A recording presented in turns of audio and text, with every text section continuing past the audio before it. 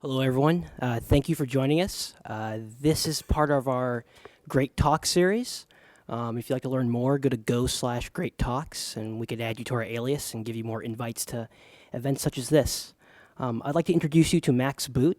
He's also a writer for, contributor to New York Times, Los Angeles Times, and he recently wrote a book called Invisible Armies about the epic history of guerrilla warfare.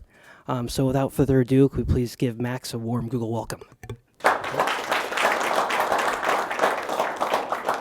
Thank you very much. It's a pleasure to be here. Normally I'm more used to speaking to military audiences who are just a tiny bit more regimented, you know.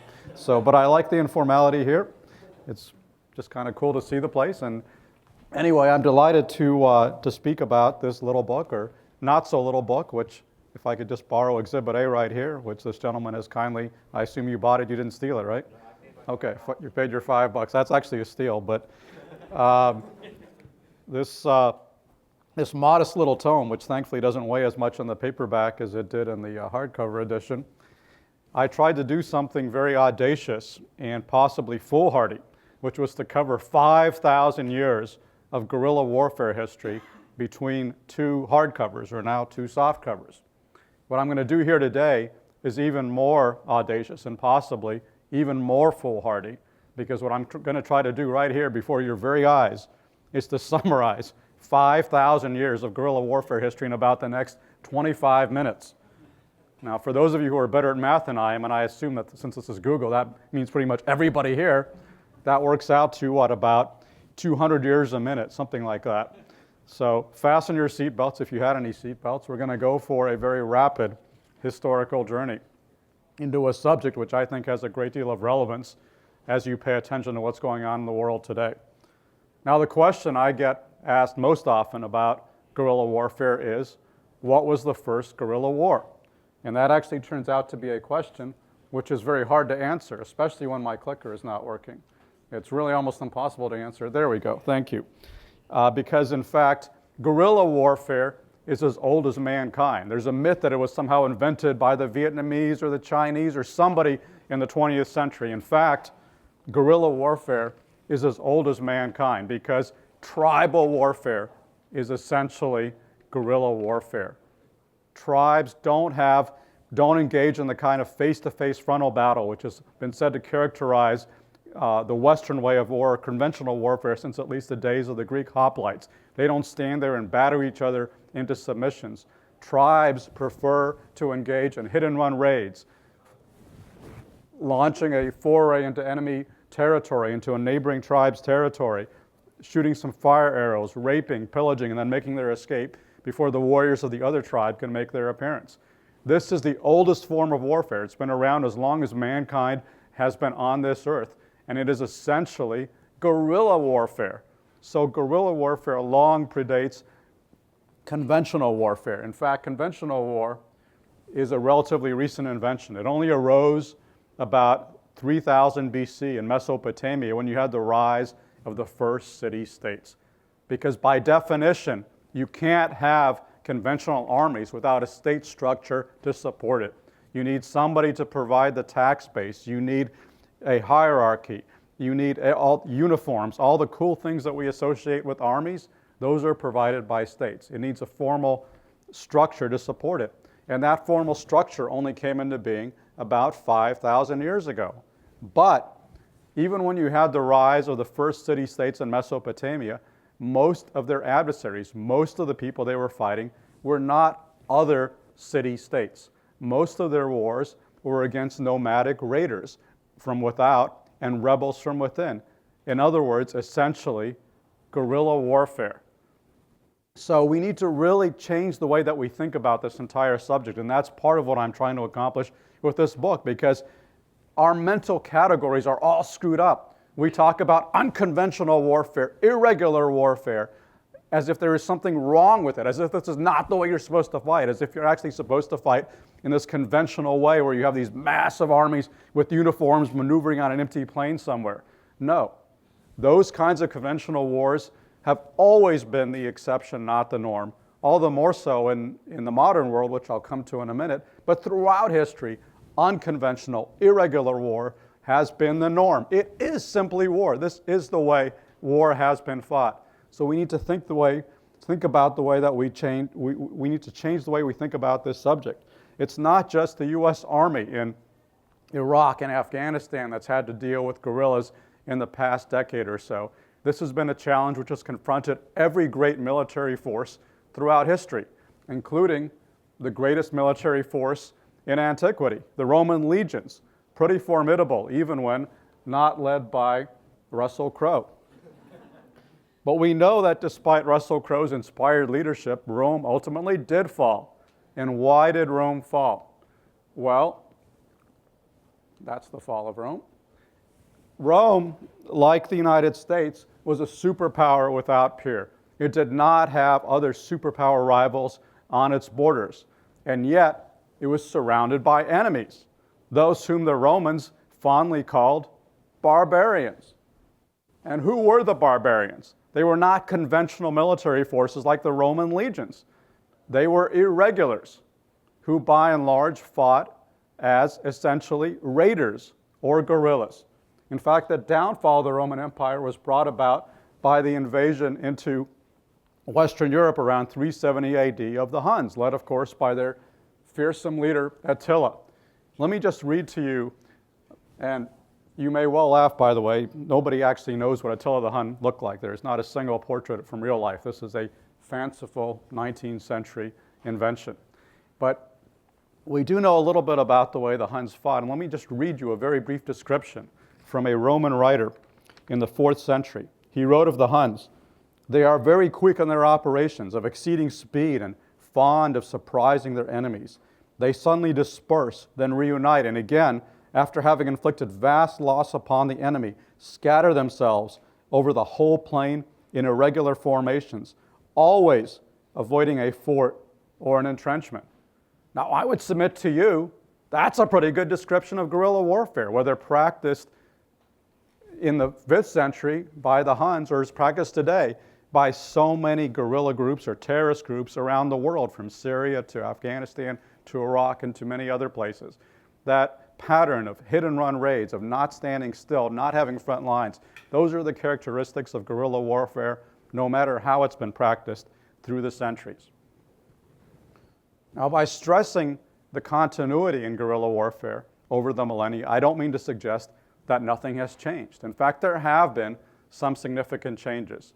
The biggest changes of all, to my mind, what really distinguishes modern guerrilla warfare or modern terrorism from ancient guerrilla warfare is really the rise of politics, propaganda, public opinion, the 3 Ps. These are all characteristics of modern irregular conflicts, and they were not very important in the kind of ancient guerrilla warfare fought by the Huns. The conflict, which really symbolizes a transition from ancient to modern, to my mind, is our very own revolution, which was fought, we should recall, not just with muskets and swords, but also with broadsides like Thomas Paine's famous bestseller, Common Sense.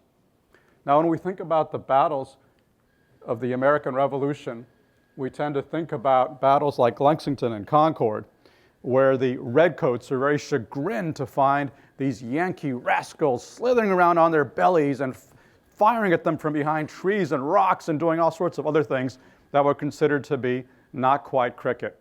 They were, in fact, using guerrilla warfare. And that was certainly a significant part of the American Revolution. But ultimately, it was not where the American Revolution was decided. Now, the way I remember the Revolution being taught in school, and I'm old enough that in my day the Revolution was still taught in school, I seem to recall that the narrative essentially ends around the Battle of Yorktown in 1781, when Lord Cornwallis surrendered about 7,000 regulars to General Washington. That was the last major battle of the American Revolution. But it did not have to be the last major battle. And this is a point that I think is usually missing from accounts of the War of Independence, because in fact, even after Yorktown, even after Saratoga before that, the British Empire was still the mightiest military force in the world.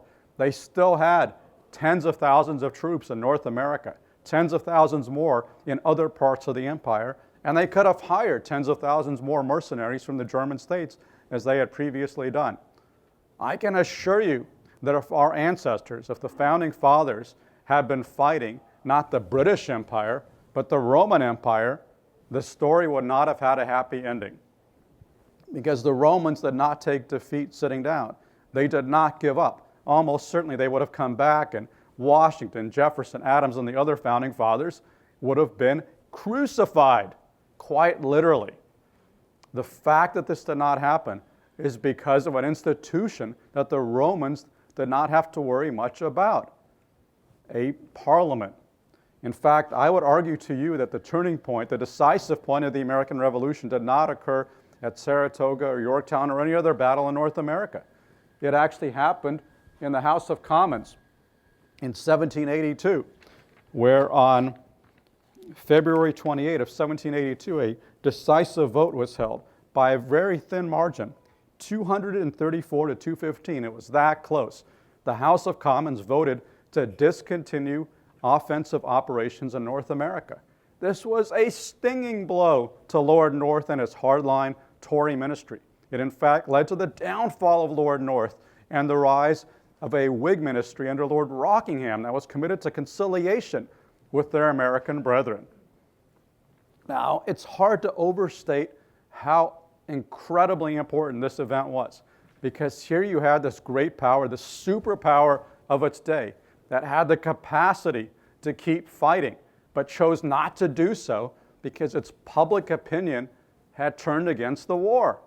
This was not something that happened in centuries past, but it's happened quite a few times in centuries since, most recently in Vietnam. It's exactly what the fighters that we face in Afghanistan are trying to achieve. Is they know they can't defeat us on a battlefield. What all they're trying to do is to change American public opinion to lead to a pullout of American forces. And guess what? I think they're probably going to be successful. This is a strategy that really dates back to our own War of Independence. And it's one that has influenced generation after generation of insurgent strategists ever since, including this gentleman, who was the foremost guerrilla strategist of the 20th century. Now, Mao Zedong wrote in 1938 one of the great classics of guerrilla warfare, which I hope is on all of your nightstand tables and you study it religiously every night. A little volume called On Protracted War, which can be found, of course, in his little red book, which I'm sure all of you have. Now, what Mao wrote and produced was a document telling his troops how to fight a much more powerful, entrenched adversary. And some of the advice he offered included the following. He said that people are like water and the army is like fish. He stressed the need to keep the closest possible relations with the common people. He told his troops, be courteous and polite, pay for all articles, establish latrines a safe distance from people's houses, and so forth and so on. Now, why was Mao offering this advice? Was it because he was a soft-hearted humanitarian who really had the welfare of the people at heart? I don't think so. Morally, I would argue, there was probably very little to distinguish Mao from someone like Attila the Hun. And yet, Mao was telling his troops to behave in a very different way from the way that the Huns had behaved more than 1,000 years earlier. Why was that? Because Mao understood that the nature of warfare had changed in the modern age, that you could no longer fight this nomadic style of warfare that the Huns had pursued in ancient times. In the modern era, you had to take account of public opinion, whether you liked it or not. You had to be able, in order to create a force powerful enough to overthrow an entrenched government like the Kuomintang, you had to be able to control base areas where you could tax the people, where you could train your troops, where you could spread propaganda, where you could do everything necessary to raise a powerful military force. And to do that, you had to keep the people on your side, which is why he gave very strict instructions on how his troops should behave with the common people. That's an indication of how much more powerful and pertinent public opinion is today than it was in the early days of guerrilla warfare. Now, of course, public opinion is even more important when it comes to terrorism, which the anarchists of the 19th century defined as propaganda by the deed. That's because terrorists have very little military power, even less than guerrillas. They cannot possibly hope to topple an existing regime by force. The most they can hope to do is to stage a few spectacular attacks like this one, which they know will generate headlines, and they hope will lead to a change in public opinion and to move public policy in a direction that they favor. Which is, by the way, why there was almost no terrorism before the second half of the 19th century, because there was no way for them to get their message out before the rise of the mass media, which was enabled by high-speed printing presses, the telegraph, and of course, later radio, television, the internet, satellite TV. All these media are tailor-made for terrorists because essentially what they're trying to do is to stage acts that will create publicity. And so they have a way to get their story out. This is something that the foremost terrorists of modern times recognized. Osama bin Laden once wrote that the media war is as much as 90% of the whole in the waging of jihad. That's how much importance he ascribed to this particular method of fighting. Now, I would argue that the rising power of public opinion helps to explain one of the interesting trends that I uncovered in the course of my book research. Now, most of that book is just a straight-out narrative of 5,000 years of history built around colorful and exciting personalities like Michael Collins, Ord Wingate, T. Lawrence, and many others. But at the end of the book, I make what is for me a very rare foray, in fact, a unique foray into the realm of social science, because I compiled at the end of the book a database of insurgencies since 1775 coded for outcome. And what does that database show? It shows that rebels have been getting more successful. Prior to 1945, insurgents were winning about 20% of their campaigns. Since 1945, they've been winning about 40% of their campaigns. Now, what accounts for that rising success rate? Part of it is due to the spread of ever more powerful weaponry, which I'll talk about in a minute. But I would argue to you the largest factor is simply the rising power of public opinion. That's kind of the trump card that insurgents have. That's a way that they can influence a much more powerful adversary and convince them to stop fighting, even if they have not been beaten on the battlefield. And by the way, this is not only an issue for democracies like ours, although it obviously is. In the modern world, it's an issue for dictatorships too. Just ask Muammar Gaddafi. No, I'm sorry, you can't ask Gaddafi because he's dead. And why is he dead? Because he tried to put down an uprising in the tried and true fashion of dictators everywhere throughout history. Fire and sword, killing people left and right. It didn't work, however. Why didn't it work? Because in the modern age, his atrocities, or the atrocities he was about to carry out, received international publicity and mobilized a coalition of outside states led by the United States to come in and help the rebels. And that ultimately led to Gaddafi's death and downfall. That's an example of how public opinion matters in the modern age, even for countries where they don't have elected regimes. But it really matters for countries like ours or Israel or Britain or others where you do have elected governments. So this has been a game changer in the realm of guerrilla warfare, and it's really been a huge advantage for insurgents. But having said that, I don't think we should go too far in the other direction. And certainly after World War II, there was a tendency to deify guerrillas as these 10-foot-tall superhumans who could not possibly be defeated by military force. A lot of that was a result of the well-publicized success of a few high-profile insurgents like Mao Zedong, Ho Chi Minh, Fidel Castro. But let's not lose sight of the larger picture.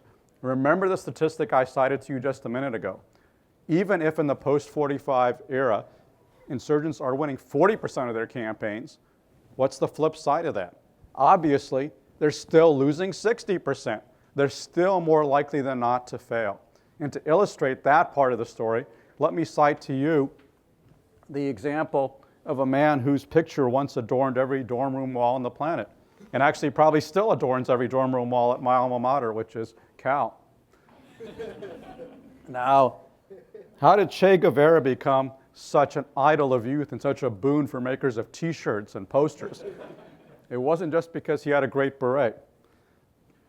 It was because of the success that he and his friend Fidel Castro had in the 1950s in overthrowing the Batista regime in Cuba, which indeed was a very impressive campaign because you had a few hundred rebels in the mountains of Cuba without a lot of heavy weaponry and without, by the way, great hygiene and lots of beards.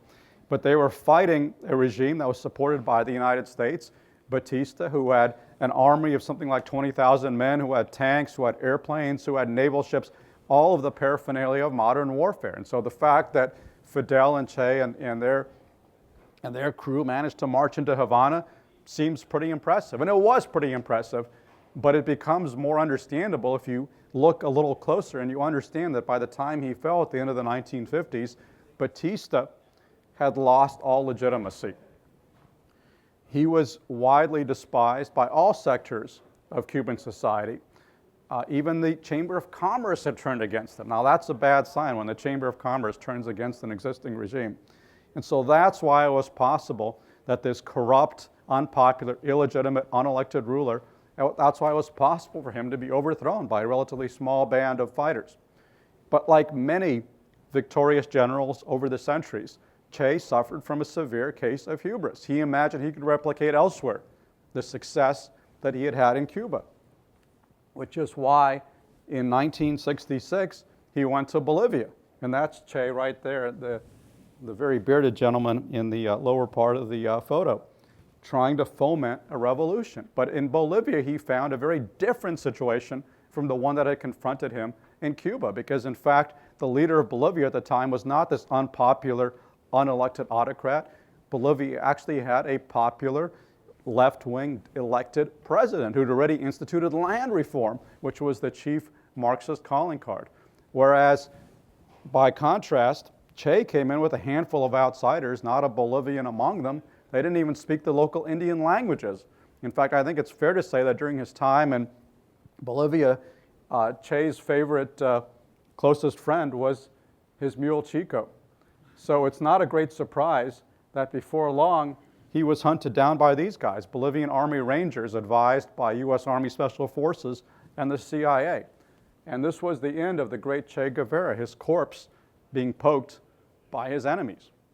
Now, I would submit to you that if even an insurgent as legendary as Che Guevara could ultimately be hunted down, defeated, and killed, there is no insurgency so strong it could not be defeated.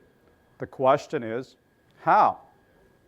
Well, we're very lucky in this regard that two of the great powers of Europe conducted, for our benefit, a controlled experiment in counterinsurgency in the 1950s.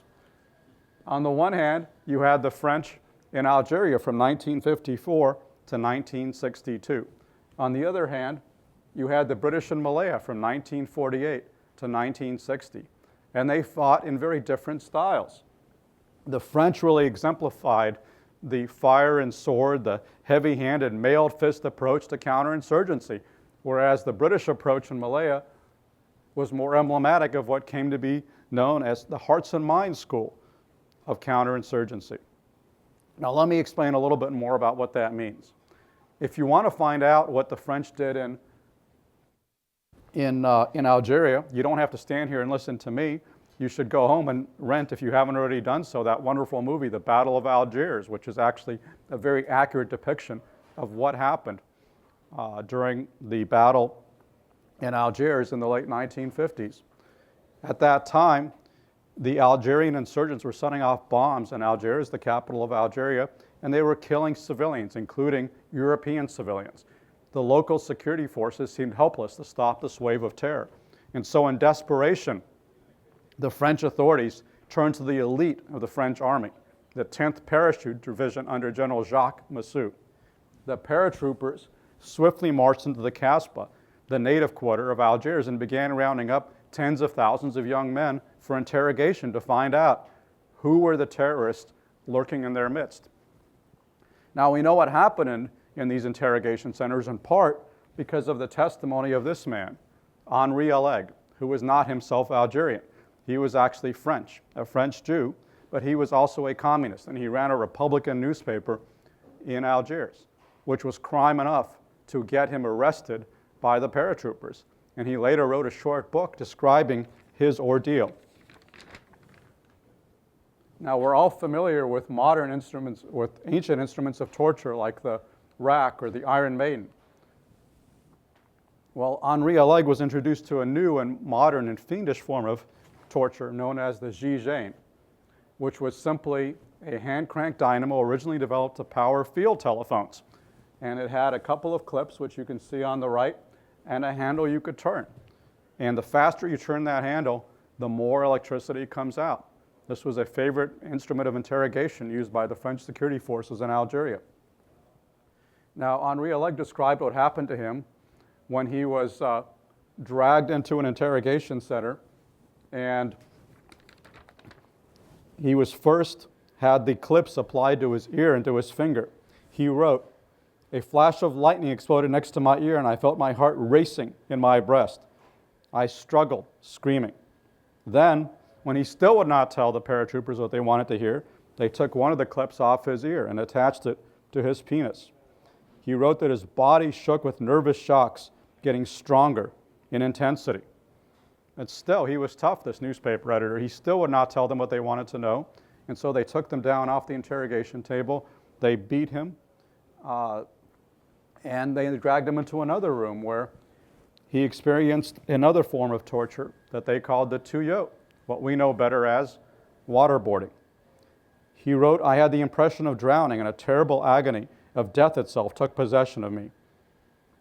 After this ordeal, he was tossed into a cell, still naked, left to spend the night on a barbed wire mattress, listening to the screams and thuds of other detainees getting similar treatment in this interrogation facility. Now, it's sometimes said that torture doesn't work. Don't you believe it? At least in the case of Algeria, it was very tactically effective because using such brutal methods of interrogation, the French paratroopers cracked the entire terrorist infrastructure in Algiers in a matter of months. By the end of 1957, no more bombs were going off in Algiers. And so the French generals and the paratroopers could congratulate themselves that they had won their war on terror. Or had they? Well, as we know, with the benefit of hindsight, they had won a short-term tactical victory at the cost of long-term strategic defeat, because there was no way to conceal what was going on in this city not far from the shores of Europe. Some people who were tortured, like Henri Alleg, came forward to tell their story. Others, and gradually the news seeped out. And as the people in France began to read headlines about what their security forces were doing in their name, how their own army was acting just like the Gestapo, support for the war effort plummeted. And not just in France, but all around the world, including in the United States, where John F. Kennedy made a memorable speech against the French war effort in Algeria. As a result of that, de Gaulle, by then president of France, realized that it was going to cost too much to try to hold on to Algeria. And so in 1962, he granted Algeria its independence. And pretty much all of the European settlers had to leave or risk being killed. This was a shattering defeat for France. And it's an illustration of the dangers of being overly heavy-handed in your approach to counterinsurgency, because that can backfire, as it in fact did for the French in Algeria.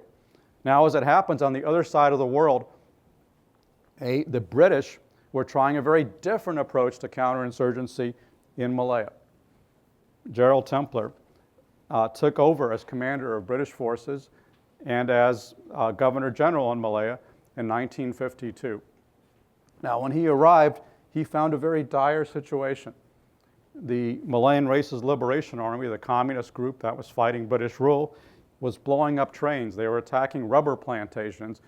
They were in the midst of a wave of terror that many feared would drive the British out.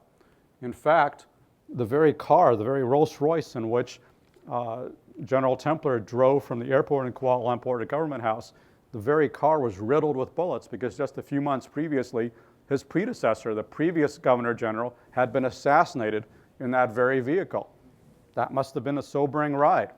And it would have been very easy if under those circumstances, Templer decided that he had no choice but to terrorize the population into acquiescence. But that's not what he did, because he understood that the key to victory was not in terrorizing the population, but in controlling the population. And so how did he go about controlling the population? Well, he undertook a number of initiatives, including the creation of these new villages where many of the Chinese squatters who were at the heart of the rebellion were relocated, because Templar understood that these Chinese squatters who had no citizenship, no land rights, little in the way of livelihood, they were prime recruits for communist agitators. And so to take away the manpower base of the insurgency, the British moved large numbers of these squatters into these fortified new villages where they had access to clean water, schools, fields to till, hospitals, and oh, by the way, they were also surrounded by guards and armed and barbed wire to prevent them physically from supporting the insurgency. The British did other things as well. For example, they sent aircraft to overfly rebel-held areas, not to bomb them, but to drop leaflets calling on them to surrender. Some of them were even equipped with loudspeakers that would call out individual rebels on the ground by name, which was a very spooky and effective tactic. The British also sent SAS teams, once they had pinpointed the rebel locations, to execute very precise raids that did not hurt civilians but would wind up rounding up the leadership of the insurgency. They even imported headhunters from Borneo to act as trackers. But at the end of the day, what Templar understood was that the war was going to be won or lost among the people. And Templar is famous for two sayings, which still characterize his school of counterinsurgency. He said the shooting side of the business is only 25% of the trouble, and the other 75% lies in getting the people of the country behind us. He also said the answer lies not in pouring more troops into the jungles, but in the hearts and minds of the people. There's that famous phrase. That's where it first became popular, was when Templar used it. And it's often been misused to think that somehow the counterinsurgency forces are in a battle to win the love and affection of the population. That's kind of how we approach things in Iraq and Afghanistan, where we showered tens of billions of goodies on the populace with water treatment plants, hospitals, schools, all sorts of great stuff to get them to love us and reject the insurgency. Well, as it turns out, that doesn't really work, because while people may like having schools or water treatment plants or whatever, they're not going to support you if they're going to get killed. There has to be basic security before any of that other stuff can come into play. And that's something that Templar understood, that you had to have security. But he also understood that you would not have ultimate and lasting security unless there was a reason for the people to support the government.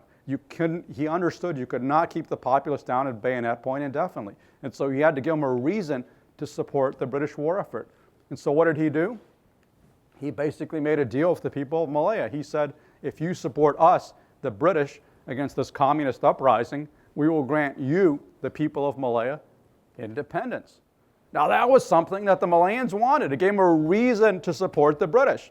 I mean, it seems like a no-brainer, and yet at the very same time, the French in Algeria were trying to make the Algerians fight for a continuation of French colonial rule. No wonder they lost. By contrast, the strategy that Templar employed in Malaya of providing security while at the same time providing legitimacy, that has really characterized most successful counterinsurgency efforts in the modern world, whether in Northern Ireland, Colombia, Iraq, or elsewhere. Now, the final part of my presentation, I want to do something important, which is to answer the question some of you may have. I know the question a lot of people in Washington have, which is, so what? Why does any of this stuff matter? I mean, if you listen to a lot of people inside the Beltway, they'll tell you counterinsurgency is so yesterday. Been there, done that, didn't like it, we moved on to something else. We're out of Iraq, we're getting out of Afghanistan, we're not going to get involved in Syria, we're pivoting to the Pacific.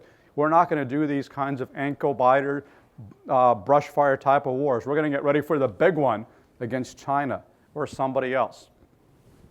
Well, that's the thinking of the day. The problem is reality doesn't necessarily cooperate. I mean, it would be wonderful if our enemies fought us in exactly the way that we preferred. It would be great if every enemy that we faced would put a big tank army out there in the desert with a big hit me sign on it. We know how to do that kind of war. Unfortunately, we can't count on every single adversary being quite as obliging as Saddam Hussein.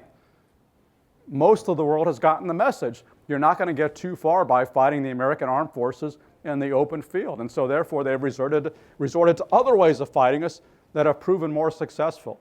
essentially to using guerrilla and terrorist tactics. That has a much higher percentage chance of prevailing against the superpower. That's why we've seen so much of it in the last few decades. That's why we're going to see a lot more of it. It's not going away, as the terrible attack on the Boston Marathon should remind us. It's not just a threat in distant lands, it's a threat right here at home. In fact, one of the really disturbing trends of the last 100 years is that suggest that attacks like the one at the Boston Marathon, or even the terrible attack of 9/11, that may only be a small taste of what we have to fear in the future. Because one of the big trends of the last 100 years is that the amount of destructive power available to the individual is increasing. I mean, think about it. A century ago, when Western armies were campaigning against guerrillas on the plains of the Midwest, for example, or in Africa or elsewhere, their enemies were usually armed with nothing more than bows and arrows, maybe a few muskets or rifles. Today, by contrast, there is no corner of the world so remote that every young man doesn't have access to an AK-47, a rocket-propelled grenade, explosives, all these very simple, low-tech infantry weapons, which have nevertheless taken a terrible toll among American troops in Afghanistan and Iraq. And what might the future bring? Well, I don't mean to seem unduly alarmist, but we do have to contemplate the possibility that terrorists can get their hands on weapons of mass destruction. I mean, that's a pretty terrifying scenario, because I'm very much concerned that George Clooney may not be there to save us in the nick of time. And what happens if George Clooney is not there? Well, let me leave you with one slide here, which is from a magazine that I'm sure all of you read and probably have piled up in your basements. This is, of course, the International Journal of Health Geographics, the 2007 issue, if it jogs your memory. Now, this was a study that was done by a team of scientists of what would happen if various sized nuclear devices were set off in various American cities. Now, I don't want to unduly alarm you, so I'm not showing you what would happen to where you live. I'm showing you what would happen to where I live, because I happen to live in Manhattan, right about the mid-center there. Now, this is a chart that illustrates a possible 20 kiloton device exploding in lower Manhattan. A 20 kiloton device, I would add, is not very powerful. It's about the same size as the bombs that leveled Hiroshima and Nagasaki in 1945. It's a relatively primitive weapon by the standards of atomic weapons. And yet, what would be the consequence of this? Well, as you can see, anybody who lives south of Yonkers is going to be in deep trouble. The study actually estimates that something like more than 600,000 people would be killed and 1.6 million would be injured. Now, that's a pretty sobering thing to think about, but that is, in fact, the potential future of low-intensity conflict. I don't mean to be overly alarmist here, and I certainly don't mean to suggest this is going to happen tomorrow. I hope it never happens, but we have to consider the terrible possibility that it could happen, or something similar could happen. And that's why we cannot afford to ignore low-intensity conflict.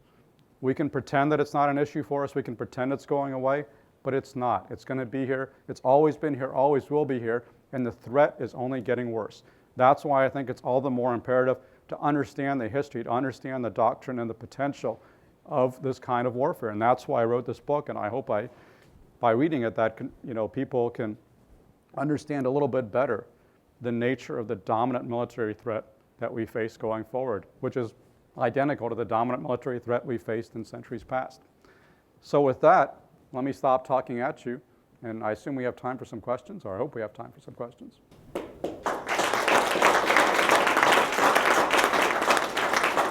Can you say if there's a correlation between, I mean, on the one hand, you say guerrilla warfare is much more successful because of the rise of media.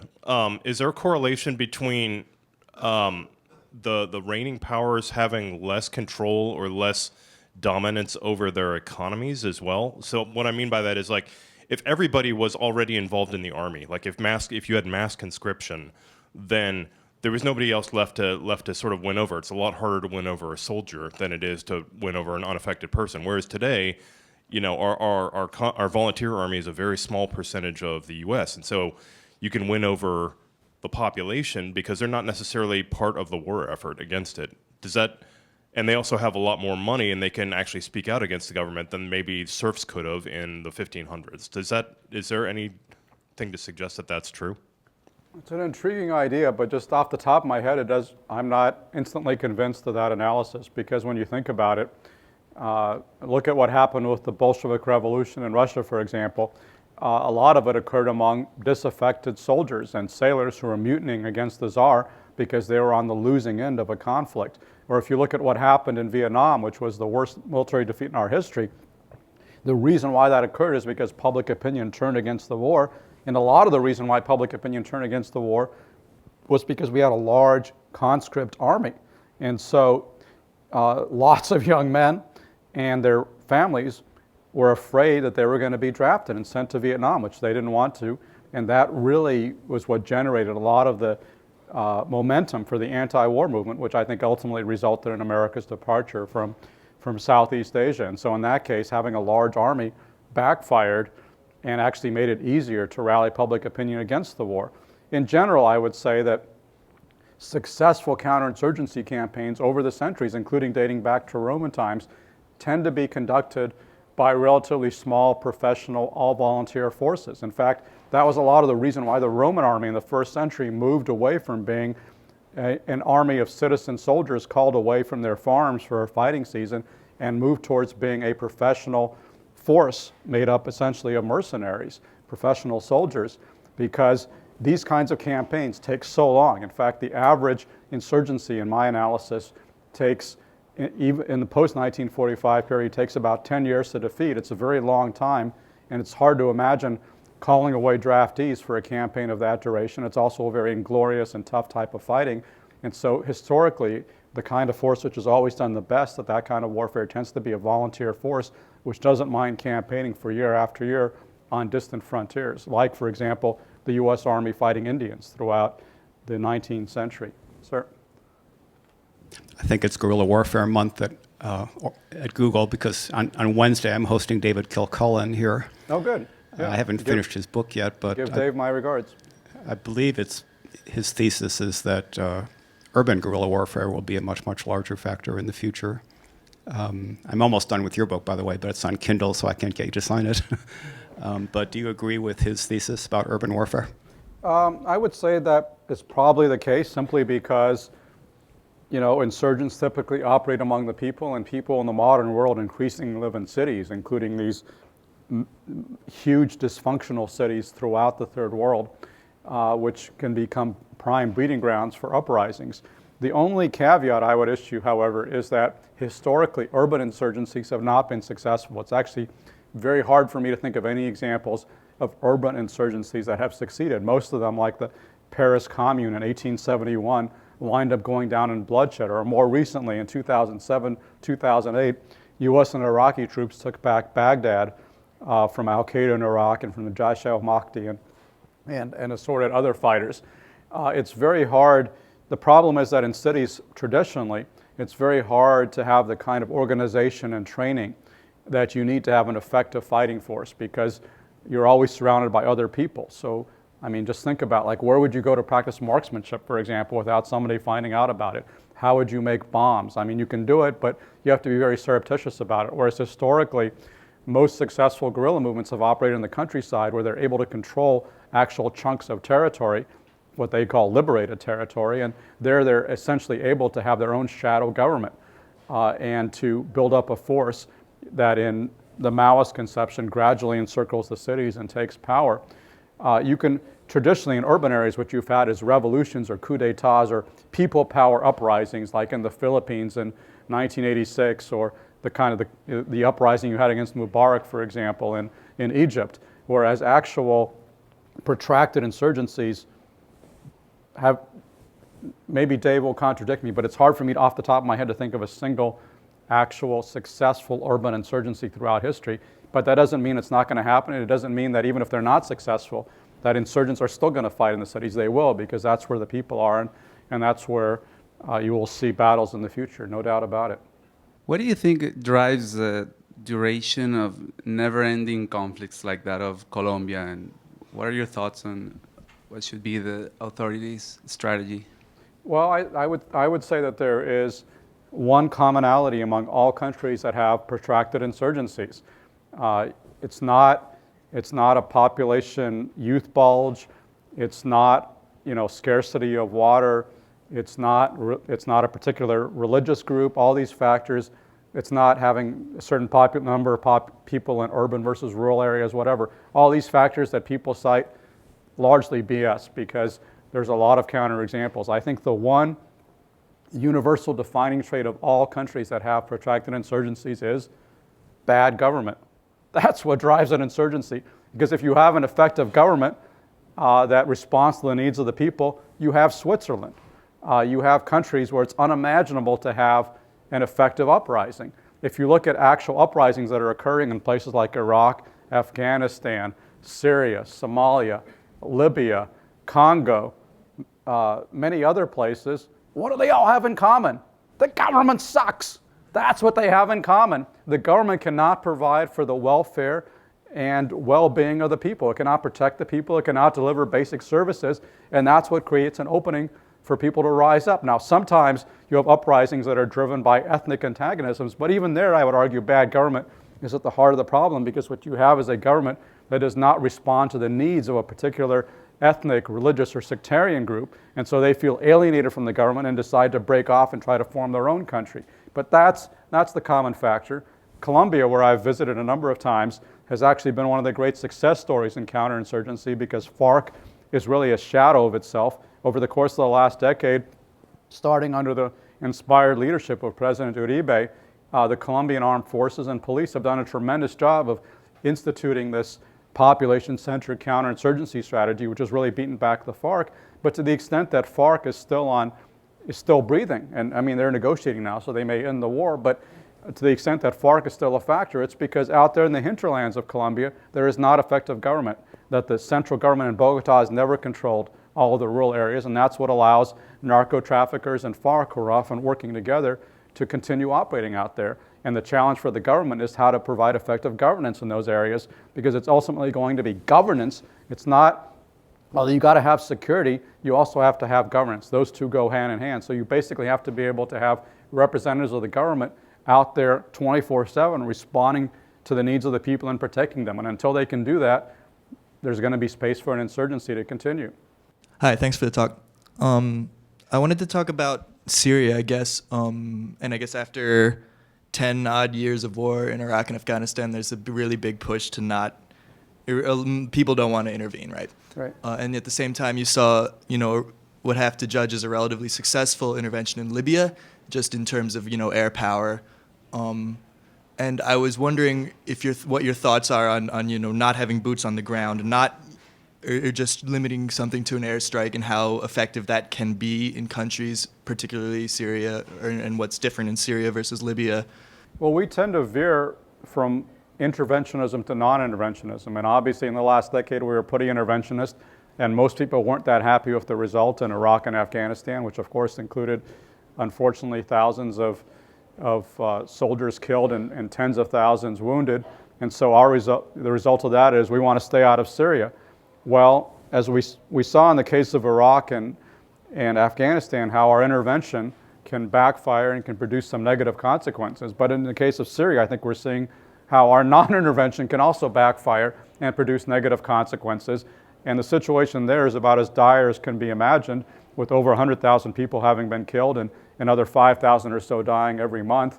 And from our strategic standpoint, I think it's a very dangerous situation, because it's easy for people to say, we don't really want to support either side. On one side, you've got Assad and the Iranians and Hezbollah. On the other side, in the popular conception, you've got a bunch of Al-Qaeda groups. Now, in reality, the intelligence estimates are that the Al-Qaeda-affiliated groups are only about 20% of the insurgency, but they are a significant factor. There's no question about it. And so a lot of people are basically saying, well, why should we help either side? And I think that's essentially President Obama's position.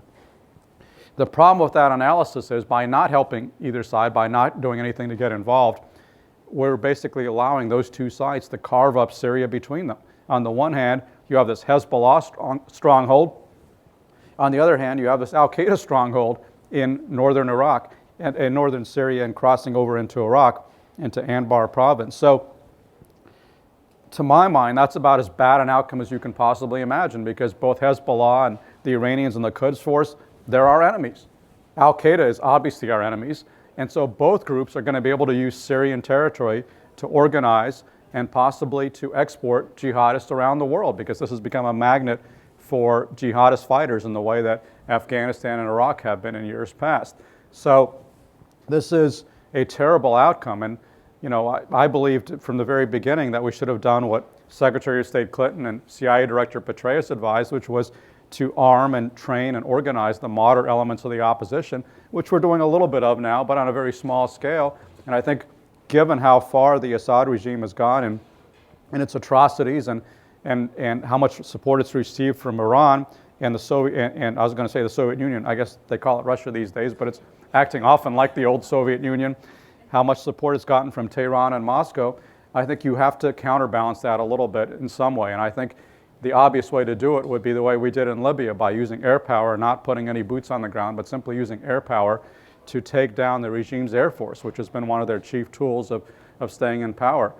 But as we saw, when President Obama asked Congress for support for airstrikes, there was no support. And so that doesn't seem to be happening. And instead, we're going to see this war continue, raging unabated, which could go on for years, I think, with terrible humanitarian as well as strategic consequences. Do we know of any examples in the past of guerrilla warfare, of not in terms of like insurgents, but in terms of like a country knowingly using this kind of warfare against other countries, like today's Iran and Lebanon, and how did it end? I mean, how did we get our independence, in fact? It was largely because the French decided to help the American rebels against their adversaries, the British.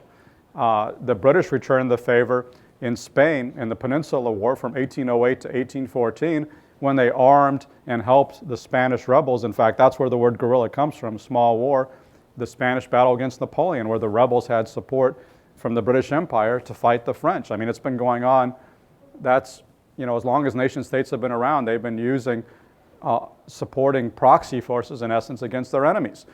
The Chinese and Soviets did it to us in Vietnam. We returned the favor against the Soviet Union and Afghanistan in the 1980s. It's a tried and true tactic, which is why it's a little bit puzzling to me. We're not trying to use that tactic in the case of Syria, because there are people there in the Free Syrian Army who are happy to go shoot at both Hezbollah and Al-Qaeda. They're fighting both sides in this civil war, and that makes them, whatever we may think of them otherwise, in essence, our allies in this struggle, but we're not really providing them the support to go out and do that. And I think it would actually be a smart thing to do, because we wouldn't have to put our troops at risk, but they would do some of our fighting for us.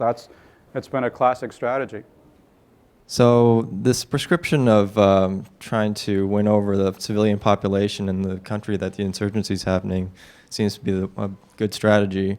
But how would you apply this to a situation like, for instance, Al-Qaeda, where the organization may be geographically distributed, or even thinking of if you might consider the hacker group Anonymous, like a guerrilla warfare organization, where there isn't really a central location for it, it's completely distributed.